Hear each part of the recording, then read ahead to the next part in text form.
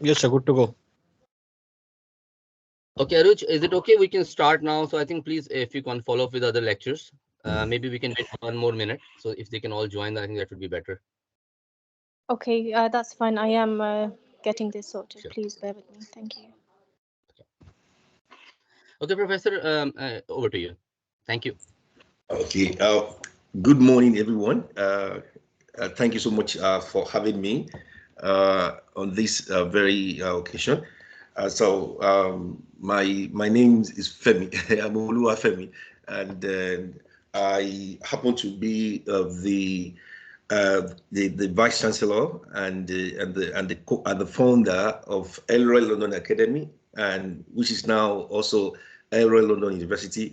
So it's the first private black-owned American university in London, which will receive the degree awarding power from the Kingdom of Hawaii Royal Accreditation Commission in 2 years ago. So we are an American university that is based in London here, and we operate a global audience. So we have branches in Nigeria, partnership in Indonesia. We also have in Eswatini, South Africa, and also we have in Canada. And in the last 2 years, we've had over 300 students that has passed through the university. Yes, our models, our business model, we actually operate an online, so we call it Universities Without World. And why do we do that model? It was after the COVID-19, the post-COVID era, that actually inspired me and my team to focus on the online learning, just to bring the world together. As also we know that the world is becoming a global village, and so when you talk about entrepreneurship and finance, it's very important for you to have what I call a model, that you want to model your product or your services, a kind of model that will reach the greater audience. I mean, taking advantage of the globalization of the current world trend. And so for me, I'm going to be a bit philosophical when it comes to entrepreneurship. Uh, what I strongly believe about entrepreneurship is the fact that as an entrepreneur, the foundational or the starting position of entrepreneurship has to do with a problem, identification of a problem. When you look at an entrepreneur, before an entrepreneur goes into entrepreneurship to set up a business, the question is, what problem do you want to solve? And that is foundational.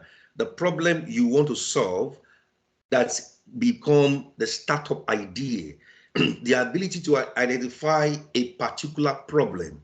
And, and with this concept, you must be able to fine tune, identify a problem you want to solve before you can start up any entrepreneurship. And problem solving is a basic thing. Now, there are two things when it comes to the issue of solving problem. How do I set up a business, set up an organization to solve a problem? There are two modes or two formats of solving problem. Number one, either through a product, and number two, either through a service. So there are two things you must be able to fine tune before you start your entrepreneurship journey. Like I said, number one, a product or a service. Now, the traditional, permit me, I'm going to be very philosophical this morning. If you look at our traditional education philosophy, our education, we are trained to look for a job, isn't it? When we finish university, in all the cultures of the world, both the Western culture, I'm from Africa, Nigeria originally, it's the same culture, it's the same higher education philosophy. And so people are trained to look for a job. Now, if you look at post-COVID, jobs are really problem now. Okay, you have graduates applying for jobs, and the competition is so high. Now, the question is that a really good philosophy of education, that we are trained just to look for a job? Most of us, through our training, we are not trained to be entrepreneurs. Okay, we are trained to look for a job. And that's why this forum, this very morning, this afternoon, is a very important forum to change the mindset and for us to reflect on the limitations of graduating just to look for a job. We want you guys to be entrepreneurs. Like I said, entrepreneurs are people that have identified a problem they are born to solve. I will repeat again. Do you believe that every human being is born to solve a problem? And in that problem is your seed of business. I'll say that again. It sounds very strange. Do you know, all of you, every one of us, there are seeds of business within us. And how do you know that? It's a problem that you are born to solve. And that is the foundation of entrepreneurship. So your degree is to enhance your problem-solving ability. This is it. And that's why a lot of people we finish with a degree, but they find out that the problem they are born to solve, which is the seed of their business or the foundation of their entrepreneurship, is different from their degree. There's nothing wrong in your degree. Your degree is part of what refine your skill. Okay. So when you come to the university, you are here to refine your skill. You are here to refine your potential. You are here to refine your ability. However, what will give you a long-lasting impact, okay, in the labor market in the 21st century is your ability to identify a problem to solve for humanity. And that problem becomes the seed of your business. You see that? So, and this is where you are able to use your managing skill, your finance skill in solving that problem. And it's not simple. There are two things, I will repeat it again, that you can use to set up your entrepreneurship and solve problem. Number one, a product. Number two, a service. So you have to decide whether a product or a service. Also, what is money? Like I said, I'm going to be a bit philosophical. You know, people want to make money. So what is money? This is my own little definition of money. Money and finance is a visible reward for a problem being solved. I say that again. Money is what? A visible reward for a problem being solved. You see again? It's about problem solving. Entrepreneurship is based on problem solving. Money is also based on what? Problem solving. Now, there are three factors that controls the volume of finance that flows into your life. Number one, the problem you have decided to solve. You see that? The problem you have decided to solve. Number two, how you are solving that problem. Number three, the target audience, the people you are solving the problem for. Let me repeat that again.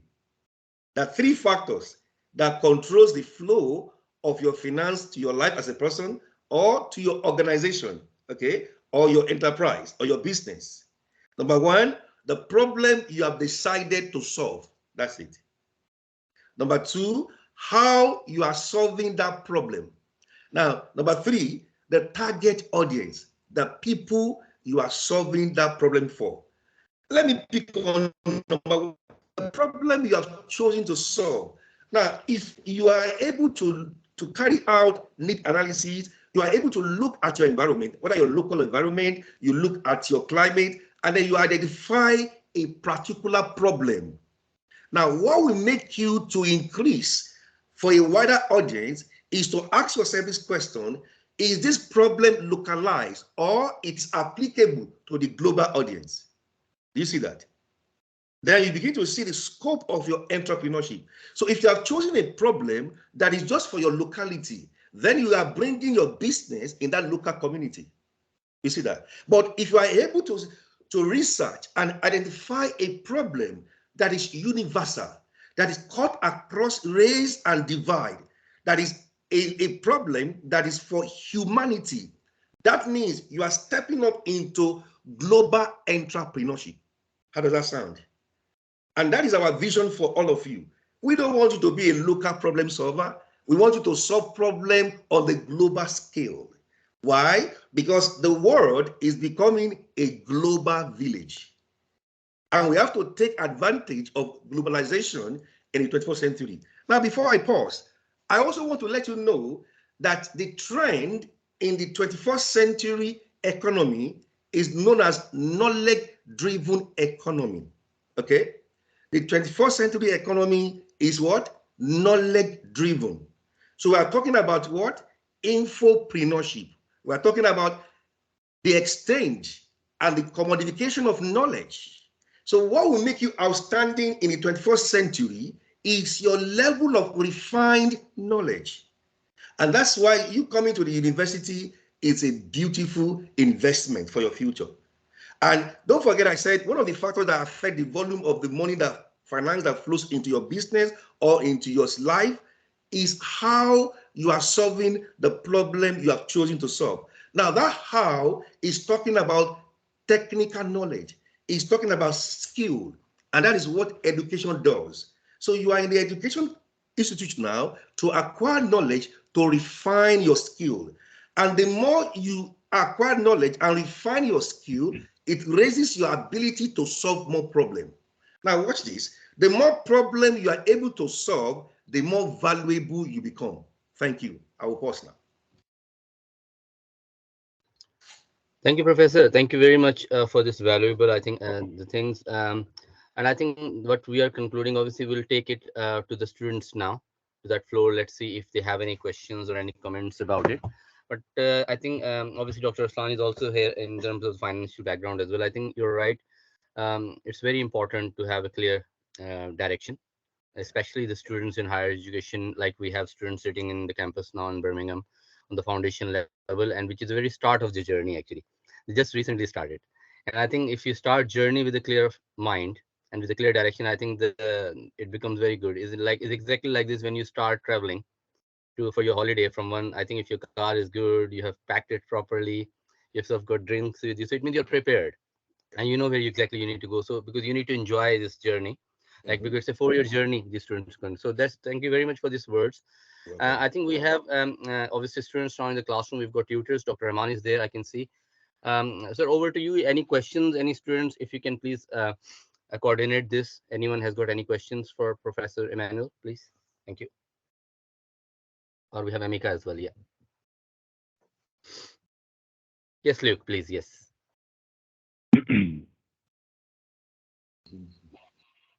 I think he's muted. Yeah. Yeah. Can you guys hear me now? Yeah, Yes. we can hear you now. Okay. Hi.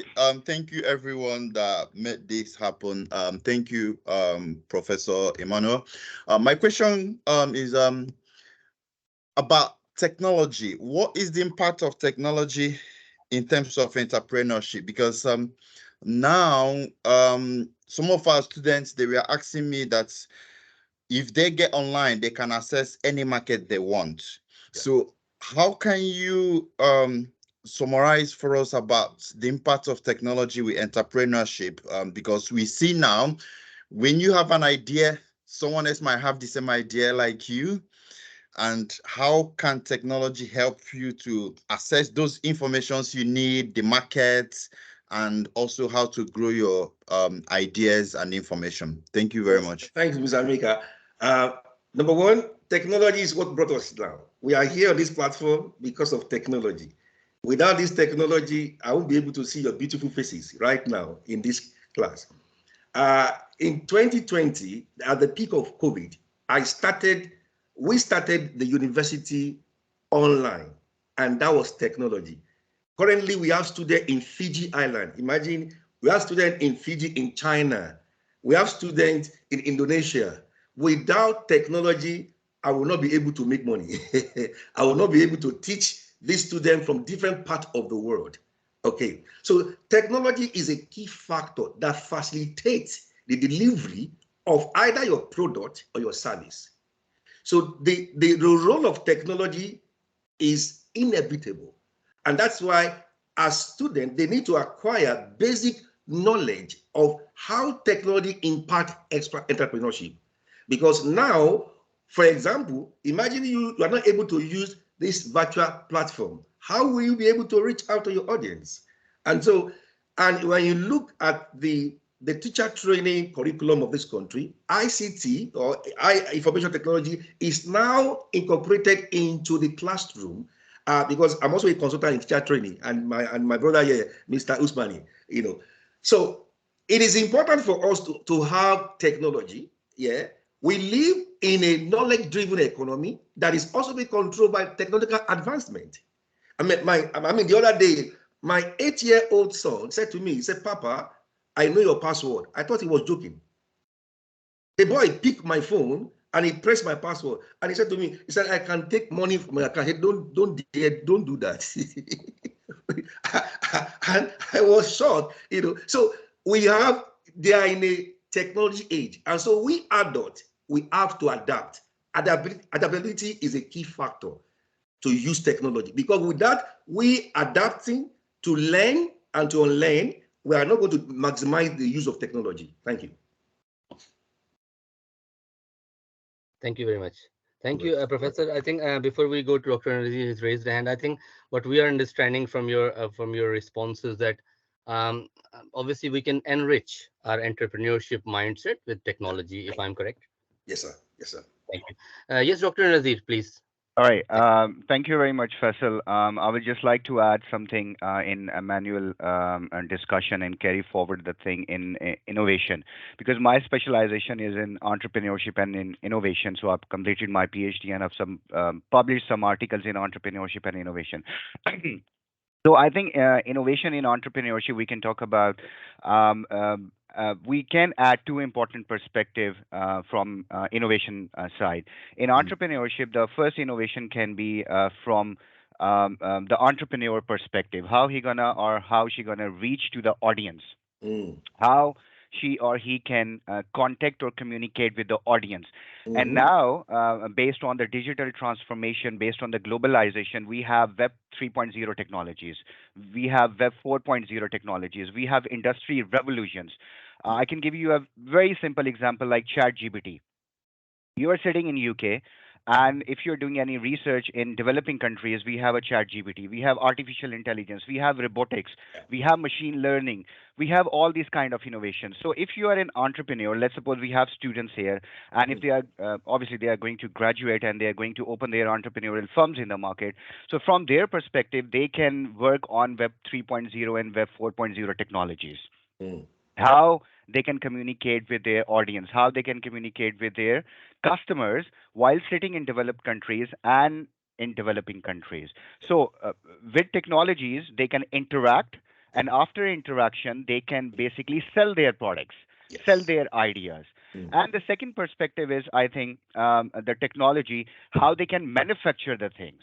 Because entrepreneurs, the new entrepreneurs, they have to manufacture. Emmanuel, he said they have to come up with the idea, they have to come up with the product, they have to come up with a service. So in terms of product and service, obviously they have to manufacture something. Let's suppose if they are from a small medium organization, they have to manufacture and then they have to sell the things to the customers. So in terms of manufacturing, we can say industry revolution, which is 4.0 industry, like lean methodology, build to order system, customization, like Amazon and eBay, they are using robotics in their warehouses. They are using AI technology as well. So I can say innovation from two perspectives. So from the customer perspective and from the manufacturing perspective. And we have so many examples. I mean, many entrepreneurs, they are using innovation, they are using technology in their firms. And on the other hand, they are selling the products based on the technology. So I just wanted to add these two kind of perspective in their discussion as well. No, thank you very much. I think it's a very valuable addition, and thank you so much for your input. I think obviously your experience, especially you mentioned about your PhD and your research articles, I've also seen it. Thank you very much for this, and I'm sure students are also enjoying. I think we can take a little bit of points from Dr. Rahman and other tutor as well. If you can hear us, how do you think students are feeling? If we can have a little bit of view from the student, are they really enjoying this discussion from initiated from Professor Emmanuel, please? Dr. Rahman, what are the thoughts of the students or any points before we move on to the next talk?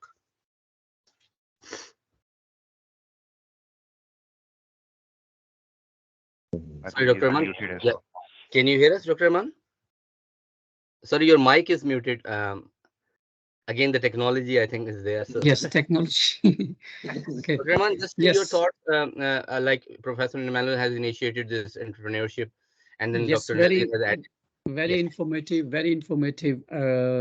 talk from him. A lot of organization, they're using technology, and they have converted a local organization into a global organization. Mm, mm, Just before his talk, we were discussing about the global cultures and organizations and the dimensions of different cultures, mm, how the company is operating globally, and when if you have to operate in a cross-cultural dimension, cross-cultural, cross-border countries, how do you operate? So mm. very informative thing, and I can see this is an example for our students how an organization can be a local organization and can be becoming a Yes. global or international, can be operating at the same time in international market Yeah. by the use of technology. Yeah. So your talk was very good, as our discussion today is also about how the local companies can operate globally and what are the cultural differences that can impact on different organizations. Mm, As my specialization is also in cultural dimension and performance management practices in cross-border cultural differences. I'm really happy with the talk and the information he has provided to our students. Thank you. Thank you. Thank Thank you, you. Dr. Rahman, for this, and I'm sure students are really enjoying it as well. We can see one comment from Mrs. Hafida. He's one of our lecture with our students, Professor Elu and Dr. Anuj. They said, thank you very much. Students are finding this workshop very useful. I think it's a very, very good feedback to all of us. I think we just take this opportunity because we are almost at the end of this Professor Emmanuel talk, and we will move to Dr. Nazir point. But before we go on, I really want to take this opportunity. We have Mr. Tosif, who is our campus head. Sorry, sir, I couldn't introduce you a bit earlier. We started the session that time. If you can hear us, please. Sorry, Mr. Tosif has kind of left right now. He has a meeting with the London Sure. team who have just arrived. Sorry about that. He's left. No problem. That's fine. So I think that's fine from this side. I think Professor Emil, thank you very much. But we really want you to stay there, and you can hear like Dr. Nazir's thing as well. So I think we will move to Dr. Nazir now again, and I think Dr. Nazir, if you can give a little bit of your introduction, and I think we'll move on. Thank you. All right. Thank you very much, Faisal. For introduction, as you can know, my name is Dr. Mohammed Islam Nazir, and currently I'm working as a lecturer, or you can say the assistant professor in entrepreneurship and innovation in Greenwich Business School, University of Greenwich. And before that, I completed my PhD in entrepreneurship and innovation from Teesside International Business School. Although I've worked in several universities, but my main teaching and research area is entrepreneurship and innovation.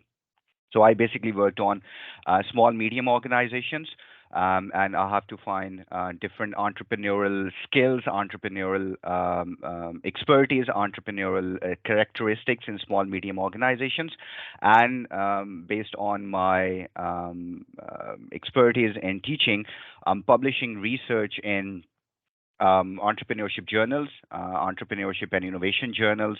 And main research area is how we can basically add innovation in small medium organizations, and how we can add innovation, the element of innovation in new entrepreneurial firms. Like we have students sitting in the classes, and might be after graduating they might be interested to open their own firms, might be they are going to open their own small ventures or any like small medium organizations, and within the organizations they have to implement some innovation as well. And as Emmanuel, he's discussed and he provided some information about the innovation. So I think the innovation is very important element from entrepreneurial perspective. So this is all my the teaching and research background. But for you guys, but for the students, I have just prepared a few slides, like PPT slides, and based on the slides, I will just try to add my contribution in this guest session. So let me just share the slides with you guys. Okay. I think I cannot Yeah. share. Yes, I can share the Yes. slides You now. can try now. I just make Yes, refresh yes, it. Yeah. yes. Thank Thank you. Thank you very much. All right. I hope you can see my slides, guys. Yes? Yes. Okay, all right. There you go. Okay, so our basically the session topic is entrepreneurship and finance. So this is my brief background. my position and everything. Based on the session, what is an entrepreneurship and what is basically the entrepreneurship from small and medium organization perspective. So entrepreneurship is basically in short, to find a new idea. From my perspective, from my research, what I observed is basically the entrepreneurship is basically you have to come up with a new idea, and you have to convert that idea into a viable product or service. So when I say idea, it means innovative idea. Although we have so many companies, if you can take an example of UK market or like your local market, we have so many companies working in any industry. We can say the fast food industry, or you can say the retail industry, or you can say the manufacturing industry. We have so many industries, and in industries we have so many firms. And if you do not have any innovative firm in the market, then I think we cannot say that's basically an entrepreneurial firm. So entrepreneurship is basically you have to come up with a new idea. So it's like a new idea, an innovative idea. The idea could be a product, idea could be a service, like Elon Musk, Tesla is like a new innovative idea. And based on that idea, the Elon Musk basically he manufacturing the things, he invented his own company, Tesla, and he operated his company in the market. So entrepreneurship is all about like innovative idea. And you have to turn that innovative idea into a business, like a tangible business in the market. So this is the very basic definition of the entrepreneurship. But however, the important thing is when you are going to turn a new idea, the innovative idea in the market, there must be some risks. So how you overcome the risk? So this is the important element in the entrepreneurship, because once you have an idea and you're going to turn that idea into a tangible or actual viable business, and you have planned to something open in the market, there will be so many risks, or we can say there will be so many pastel risks, social risks, technological risks, economical risks. And the main important thing in entrepreneurship is how you can overcome those risks. So this is the important element in entrepreneurship. So how you can overcome the risk? The strategy could be you have to work on the resources. You have to work on the different strategies. And what will be the strategies? How you're gonna come up with the finance? How you going to come up with your skilled worker? How you going to come up with your human resources? How you going to come up with your finance resources? How you going to come up with your strategies? So these kind of risks basically are very important in entrepreneurship. And from entrepreneurial perspective, if you can overcome these risks, you can easily establish your company. You can easily convert your idea into a viable business. So we have some examples of entrepreneurial firms, like we have Apple, which is very innovative firm. You can just think about the Steve Jobs, the Apple, the products, the idea, the background, the finances, the people. They have very entrepreneurial element. They have very entrepreneurial environment. And we can talk about the Virgin Atlantic. We can talk about Facebook, Twitter. In short, we have so many companies. We have so many entrepreneurial firms in the market. So this is all about the entrepreneurship. So in market we have entrepreneurial firms and we have conservative firms. So entrepreneurial firms basically those who are taking initial steps, who are coming from who are moving from conservative firms to entrepreneurial firms. And why? Because they are very innovative, they can take risk, and they can work on the new products based on the customers needs, wants, and demands. On the other hand, we have conservative firms, or you can say those firms that are very less innovative, and those who are not taking risk. And when the companies they are not taking risks, we can call them conservative firms. And if you're not taking any risk, it means you are not innovative. And they are basically more wait and see posture, what exactly the entrepreneurial firms are doing. And based on the entrepreneurial firms, they are basically copying the ideas and they are implementing in the market, and we can call them conservative firms. So for you guys, like for students, why you want to become an entrepreneur? And we have three very important characteristics. First of all, desire to be their own boss. You guys don't like to work like from 9 to 5. That's why you are more interested to open your own firm. So be on your boss. So if you want to become your own boss, just try to become an entrepreneur by opening your entrepreneurial firms, and desire to follow your own ideas, what you have thoughts, what you have basically beliefs.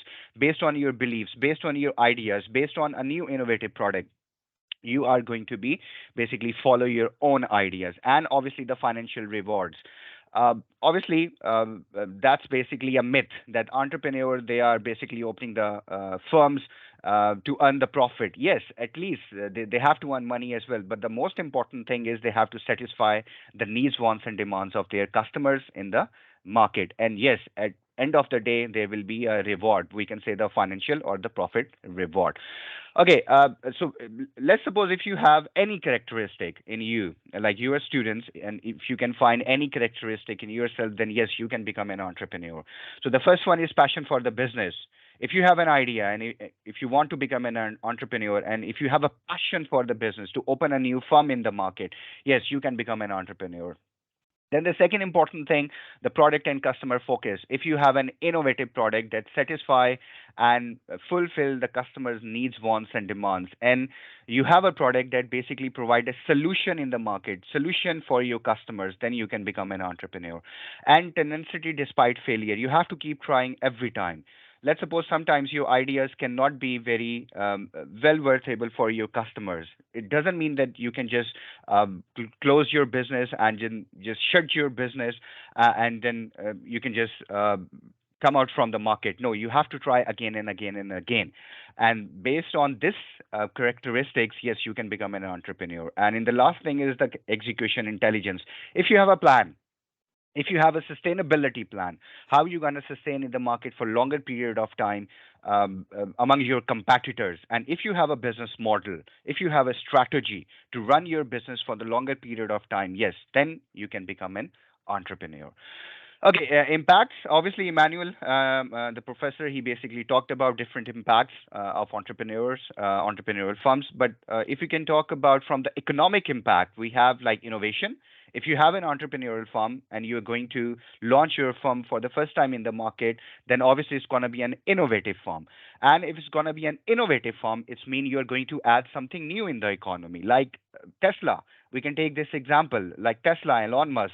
It's very innovative firm. Electric vehicles. This is a very simple example, and this is a very positive impact on the economy. Then job creation. You can take an example of Tesla. They basically opened their firm in the German market. And in the German market, they have created so many jobs, not as well as in USA market, but they are moving from Western North American market to European market. So this is how basically their firm, the entrepreneur firm, creating a lot of jobs. And then obviously for the social impact, like the social impact on the society, how to provide solutions to the problems. Like from if you can talk about the petrol prices, they are increasing day by day, and Elon Musk, they basically found this innovative idea to move from the gasoline technology to electric vehicles. So this is basically a positive impact, and based on this technology, I think Elon is basically impacting so much lives, impacting positive and making basically lives easier for many consumers. We have some examples of Cream and Uber, and also the larger impacts on many larger firms. Why? Because many small medium organizations, they are providing, many small medium entrepreneurial organizations, they are providing many resources, they are providing many sources, they are providing many products to bigger firms. So if you have a small medium entrepreneurial firms, it has a direct impact on the larger firms. So these basically some of the positive impacts on the many economical and social consumers. Although, if you're going to open entrepreneurial firm, there will be so many impacts, but on the other hand, there will be some challenges as well. Failure to plan, like you guys, you students, if you do not have any experience, how to run the business, how to open the business in the market, etc., then your plan will be failed. Definitely. Then the lack of demand. You're not sure what is the exact demand in the market for the customers, and you are just making the products that basically not worthable for your customers. Then ineffective marketing. You don't know about what is exactly the marketing tactics, the new marketing tactics like metaverse, augmented reality, Web 3.0 marketing techniques, guerrilla marketing, excessive marketing. And if you don't know about these marketing tactics, then definitely you're gonna face problems. Then the knowledge and skills gap, skilled worker, skilled force, skilled labor, leadership. If you don't have these knowledge, these skills, then obviously you're gonna face some challenges. And based on our session, the two important things, the financial management and securing funding. If you are a new let's suppose you're a student and you're going to launch your firm in the market, you don't know where to get the money. What will be the sources, how you can collect the money, and how you can manage the money. So these are basically the important elements. So quickly, let's suppose if you are a new student and you're going to open a firm in the market, make sure you firstly have to think about these three important things. Why you need finance? Why finance is important for your firm? If you have any cash flow challenges, like you have to pay bills. In short, if you have to pay salaries, you don't have money, then definitely you will ask for finance. You will go for some extra financial options. Capital investment, you don't know where you have to basically open your firm. So, in short, for the capital investment, for your capital things you're building, because obviously you have a new business, you're going to go with a land, you have to open your office. So for all these kind of a things, for the inventory things, you need finance, and for development of the product. Obviously, if you're going to launch your firm in the market, you have to develop something. Might be a product, might be a service. You are going to produce something, you are going to assemble something, and for assembling, for manufacturing, you need finance. So make sure you have three things in your mind when you're going for finance. But if you obviously, in order to open a firm, you need money. So these are the three sources where exactly you can get finance. Like you are students, you don't know where to get the money, and this is one of the major problem for the new entrepreneurs, for the students. They don't have a money to open the firm. So by utilizing these three sources, you can acquire funding. So first, personal fund, use your own fund. Then family and friends, ask your family, ask your parents, ask your friends, ask your relatives. They can give you the money to open the firm in the market, to open the business in the market. And the bootstrapping. Let's suppose you're studying in the university and you have saved like £1,000 every month or £1,000 every year, and after 4 year, after 3 years, once you graduated, you might have like 30, 40,000 pounds. And based on this bootstrapping money, yes, you can open your own firm. So again, the major problem for the students, for the entrepreneur, is how to get the money. And based on these three sources, yes, you can get some funding. Although we have alternative sources as well. If you don't have these sources, personal funds, nobody's going to give you money, your family and friends. And if you do not have saving, you can go with other options as well. But before going to the other options, just think about these things. How much money do you need? If you need more money, yes, go for alternative options. But which money is appropriate for you? Debt money or equity money? And then if you do not have alternative options, then go for potential investors or bankers. Even they can help you to give the money as well, like bank loans. So quickly, we can just discuss about these three things. The equity financing, uh, we have so many investors in the market. If you are interested, if you have a business plan, if you believe you have innovative idea to open the firm in the market, we have investors, equity investors. They can help you to give the money. Then we have debt financing, the commercial banks, the commercial loans, like other debt financing options available in the UK, like government options. They can give you loan, and based on these debt financing, you can open your company as well. But this is basically a very important chart. If your business, when you started your business is at high risk. So when you are at high risk, go for personal funding. Just request your family and friends; they can give you the money. But if your business as it low risk, after sometimes go for the debt financing. And when your business giving you high return, it's in a good position, go for the equity financing. Ask investors, they will give you the money. So in equity funding, we have business angels and we have venture capital. So business angels, normally they have high income, they are very wealthy people, and you can ask them and then they can give you the money. Then venture capitalist. If you know about Dragon's Den, like Taj Lavani, Peter Johns, and Richard Branson. The Peter Johns, he has his own entrepreneurial academy as well in the UK, and they basically give you the money once you pitched your idea. If it's innovative, the product is very innovative, and your company is very innovative, they can give you the money. But however, they can ask for the equity as well, like for the share as well. So And the last one is debt financing. If you're not happy with the debt financing, you can, if you're not happy with the equity financing, if you don't have any link with the investors, venture capitalists, you can go with the debt financing as well. So go to the bank. They have entrepreneurial plans, they have entrepreneurial loans, they have entrepreneurial money, and different banks, they can give you the finance to open your firm. And the last one is crowdfunding, like British Cancer Research. If your company is for good cause, you can just secure finance through crowdfunding. Just make your website online, like Cancer Research in the UK. And what exactly they are doing, they are taking money online based on their good projects, and people, they are basically giving them money, and based on their money, their funding, although they have other sources as well, they are basically running their own firms in the market. That's the end from my side. Thank you very much. Thank you, Dr. Aslan. Thank you very much for this brilliant, I think, presentation, very useful and very informative as well. And I think one of the very important point which I was just seeing from the student side as well, that the sources of fund you have Yes. mentioned in your presentation, I think it's very, very important, because I think that's what happens, because like students we have in our classrooms, very early stages. And I Yes. think the idea is, obviously, idea can be initiated at any stage. Yes. And that's what, to be very honest, like we have on 25th of this month, we have a business expo where Okay, we have that's good. encouraged our students to come up with their business ideas. And we have invited one financial and audit firm as well. All right. They are quite good in venture capital investments. All So right. they will be joining to just to see, how these ideas are, just to promote this to the students. And I think this will be very valuable, the presentation you have given. We've done Thank one you very business much. expo on, no, most welcome. We've done one business expo on 16th in London, All right. where we have 15 different students have presented different ideas. Oh, So, that's good. so we are also trying to promote all these things, to the trend. I think the chart you have mentioned, the high risk, low risk, and obviously the Yes. medium, is very useful as well.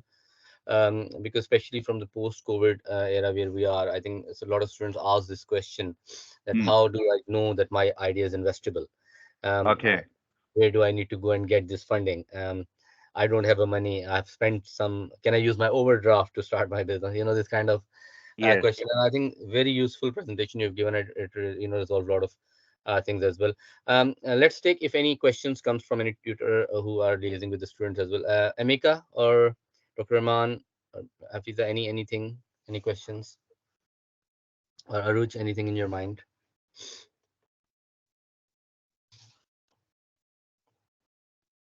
Yeah.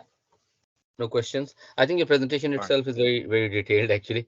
Oh, So I thank think you very there is a much. lot of self-explanatory and nothing self-answered. No, I think one question which has one student has asked, maybe I can just put you here just for a All quick right. answer. Dr. Sun, one student actually saying, because he's got a business idea, Hmm. and but the thing is, he's a little bit worried that because, for example, we're asking him to go and discuss his ideas with the bank, we're asking him to discuss with the family. So he has a little bit of curiosity that, like he's scared, you can say, that if I'm Okay. discussing with everyone, how do I make sure my idea is not gone somewhere? So how can they contact this? Maybe you can Okay. answer. Okay. In entrepreneurship, we have IP rights, the intellectual property rights. Yeah. Okay. So before, even like in Greenwich Business School, we have a generator. It's like a platform where students exactly they are going and presenting their ideas. So obviously, this is full-fledged organization. So if you're going to present your idea, or in short, you're pitching your idea, try to get your IP rights first. Obviously, your student is individual, so he is not contacted any organization. So what I can Yeah. suggest him, just make a note on a paper, and with few sentences, few information, and just take a sign that I'm just pitching the idea. Obviously, it's not an organization. So I'm just pitching the idea. I'm just sharing the idea. Make sure you are not going to disclose it any other organization. So in short, if it's like a professional organization, or if he is going to pitch the idea, there must be intellectual property rights. And based on the intellectual property rights, you can take the rights, and nobody is going to basically disclose or use your idea or share your idea anywhere else. Thank you, sir. Thank you very much for this answer. And I All think right. this was like a common question. Like, obviously, I put it for one student, but Mm. I think because we are just connected with the students, so some are on the WhatsApp group as well. So this was a common question they were asking. All Like, right. we have seen a lot of sources of funds, but Mm. obviously, and the last question before we close this presentation, do you strongly believe that as a student, they also need to learn, and which is a part of entrepreneurship, that how to approach these sources, like the way of communication? There Yeah, is, like within each organization they have platforms. Like yeah, I've given you the example of Generator in Greenwich University.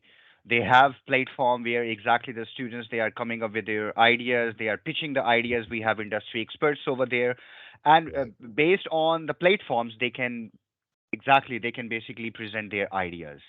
So if you have a platform, let's suppose in your organization or in any other organization, if you have a platform, then definitely your internal organization platform will be a very important thing for your students. And once you, if you believe, okay, the idea is very viable, the idea is very innovative, then you can contact the industry professionals. Like in London we have so many industry professionals, like we have so many small medium organizations. Then your organization and your student can go to that industry partner, and then they can pitch it accordingly, and then the industry partners, they can basically help you to give you the money, and you can basically, with the help of their funding, you can commercialize the idea. That's fine. Thank you very much, sir. Thank you so much for this. All right. I think it's a very, very effective presentation, for your valuable time as well. I know you're busy All right. Saturday actually. It's an honor for us to have you on this presentation. I think Thank you. finally we'll go to Manthan. Manthan, is it okay? Anything you want to say? Because you were also a part of this organizing, and Aruj is also here.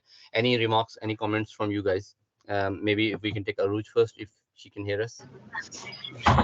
Thank you so much for your time, sir. For myself, I found it very informative as well to get a background about everything, and I'm sure the students found it very helpful as well. And especially with the upcoming business expo, I think it would be a really good thing that we had the time to kind of go through these topics with you today, and that would be very helpful for them for the future as well, and currently as well what they're studying towards as well. So thank you so much for your time today. Thank you. Thank you very much, Aruj. Manthan, any comments, any things from your side before we close this page? So it was a very great presentation. First of all, I would like to say thank you for that. And I'm looking forward for the Monday event we have because there will be level 6 students and that will be very helpful for them about learning about entrepreneurship and finance, first of all. So yeah, thank you. So it was a great event. Thank you, Mr. Usmani sir, for arranging this. That's And fine. thank you, Aruj, as well. Thank you, sir. Thank you, Manthan. Yes, Dr. Hassan, he's just a little bit referring to our London one, which you All right. hopefully will be coming. Actually, that's a level 6 student, and they have Okay. actually dealing with a unit called entrepreneurship and creativity. So I Okay. think hopefully you will find it very useful as well. All right. Looking Thank you, forward sir. to Thank you very attend the much for your session. time, Thank and you you. have a wonderful day, and definitely will be in touch with you. Thank you very much. Thank you. Thank you. Have a good Take day. care, sir. Bye bye. Bye bye.